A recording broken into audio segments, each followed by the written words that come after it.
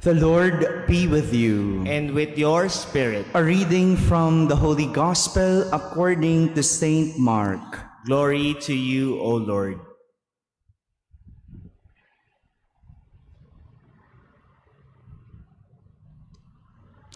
Jesus came into the district of Judea and across the Jordan. Again, crowds gathered around him, and as was his custom, he again taught them. The Pharisees approached him and asked, "Is it lawful for a husband to divorce his wife?" They were testing him. He said to them in reply, "What did Moses command you?" They replied, "Moses permitted a husband to write a bill of divorce and dismiss her." But Jesus told them, "Because of the hardness of your hearts, He wrote you this commandment. But from the beginning of creation, God made them male and female. For this reason, a man shall leave his father and mother and be joined to his wife, and the two shall become one flesh. So they are no longer two, but one flesh. Therefore, what God has joined together, no human being must separate."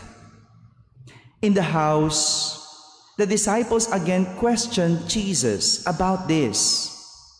He said to them, "Whoever divorces his wife and marries another commits adultery against her.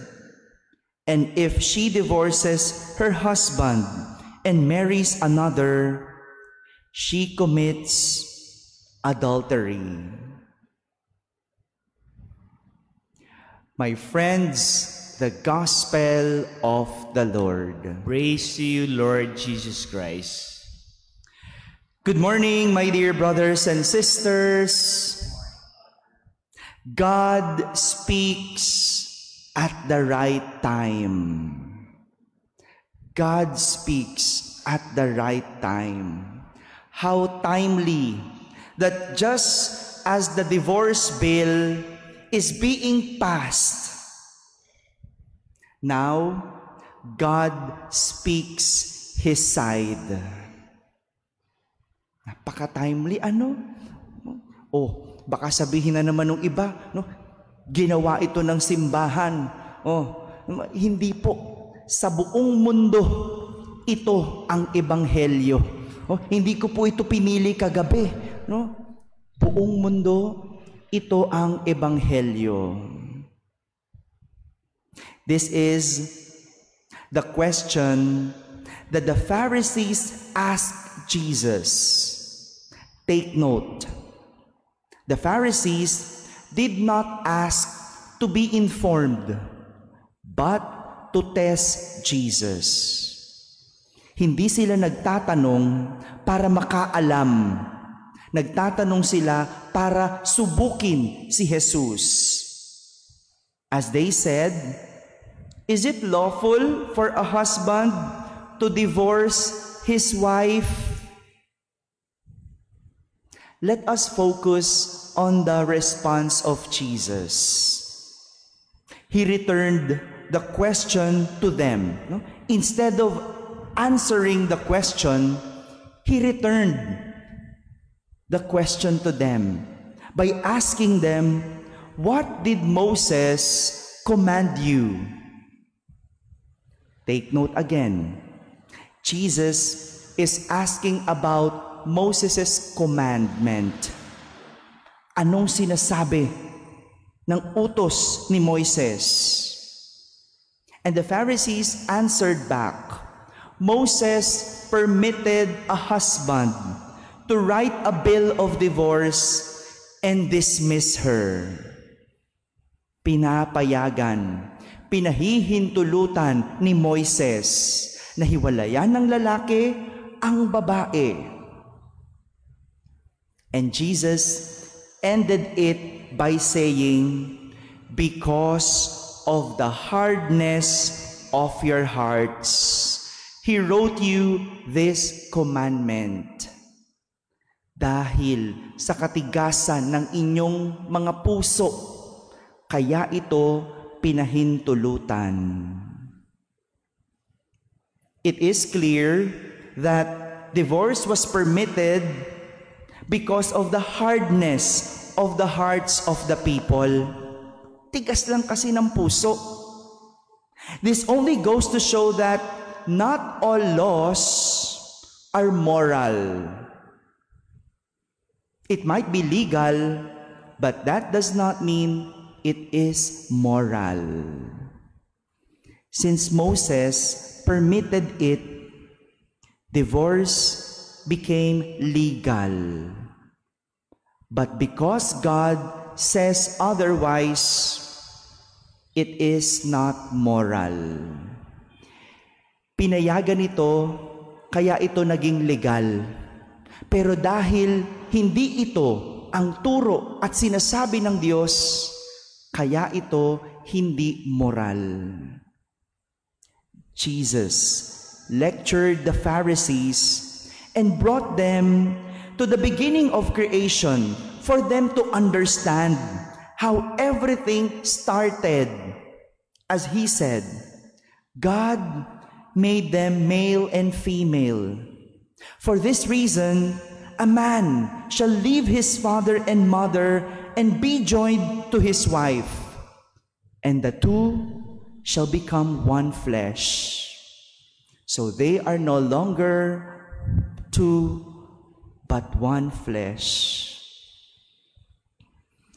Ganito ang pag-aasawa.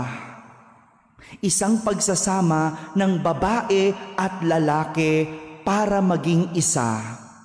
Kaya nga, ang tawag natin sa Tagalog, kabiyak. Di ba? Ang ganda-ganda nung term natin sa Tagalog, kabiyak. Dahil sila ay isa. Hindi buo kapag wala ang isa. Kapag wala ang kabiyak. At ang matinding pangaral ni Jesus, ang pinagsama ng Diyos ay huwag paghiwalayin ng tao. What God has joined together, no human being must separate. Ito po yung pinanggagalingan ng moral na aspeto ng usapin ng diborsyo. Kung ano ang sinasabi at itinuturo ng Diyos. Kaya yung iba sinasabi, pinipigilan kasi ng simbahan eh. Hindi. Kasi hindi ito yung turo ng Diyos. Hindi ito galing sa pari. Hindi ito galing sa simbahan. Galing ito sa Diyos. Magulat kayo kung tinuturo namin kabaliktaran sa tinuturo ng Diyos. Huwag dyan kayo magulat. No? Kaya nga nagtataka ako eh. No? Ano kayang turo ng iba? Ng turong ibang simbahan? Saan base ang kanilang turo? Huwag niyong pong sisihin ang simbahan. Tinuturo lang namin kung anong sinasabi ng Diyos. Of course, the church does not deny the bad and violent things that happen between husband and wife, which is the root of this divorce issue. Dahil ang panloloko, pananakit, pang-aabuso, maging ang pagtataksil, lahat ito tinuturing ng simbahan na masama. Kaya nga tinuturuan ng tao eh. Kaya nga ang simbahan nagtuturo. We teach people how to live a good life, a moral life. We have commandments, may katuruan na sinusunod na mula sa Diyos parang tao mabuhay ng tuwid. At hindi kinasisiyan ng simbahan na mangyari ito sa mag-asawa. Kaya nga, dapat kilalaning mabuti ang sasamahan. Bago pakasalan, siguraduhin at kilatisin. Kaya nga, no, every Wednesday, meron akong canonical interview. Ini-interview ko ang mag-asawa. No? Sinisiguro ko talaga, no? Hanggang sa abot ng aking makakaya. No? Sinisiguro ko, handa na ba kayo? Sure na ba kayo? O baka buntis lang, kaya mo pakakasalan? No? Lahat na lang ng pagtatanong, sinisiguro ko. In the end, sigurado naman daw. In love na in love, sige daw. Kaya nga sa huli, lagi ng interview ko, sabi ko, magsisimba pa din kayo. Hindi matatapos sa kasal. Magsisimba linggo-linggo. Kasi pag hindi na nagsisimba, diyan na magsisimula ang problema. Kapag yung asawa mo ayaw magsimba, diyan magsisimula ang problema. Tapos sa huli, no, sisisihin pa rin ang simbahan kasi ayaw payagan ang divorce bill. No? Kaya nga, you have to be really, really sure.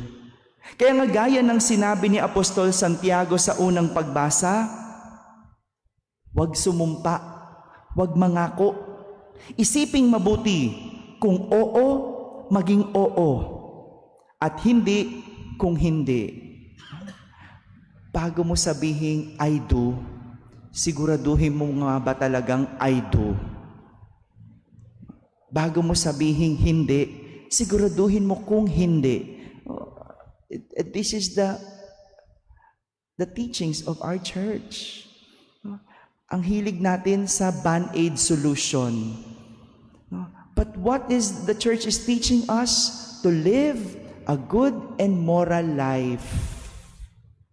My dear brothers and sisters, God has spoken His mind on the issue of divorce.